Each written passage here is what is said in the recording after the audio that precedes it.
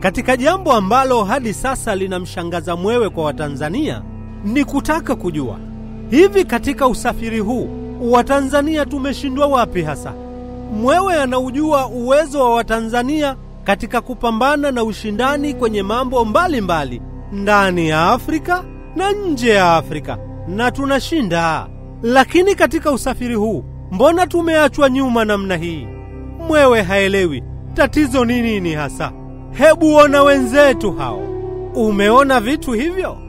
Umeona walivyomudu kujiimarisha na walivyoimarika? Lakini sisi ni kukata tiketi zao tu. Tumeshindwa na tumekubali kushinda. Tumetulia, tunaangalia tu.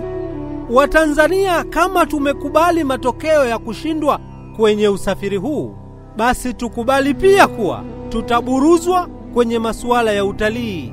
Maana jirani zetu kila mmoja anapigania kusafirisha watalii kutoka Ulaya na kuwashushia kwake.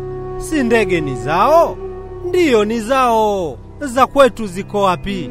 Viongozi wetu, hebu fanyeni mpango. Mwewe anajisikia mnyonge anapowaona jirani zetu kila siku wanazinunua tu, lakini sisi tunaziangalia tu na kuziunga mkono.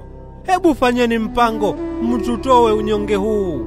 Tunaumia, tunasononeka mno. Mwewe anaruka sasa.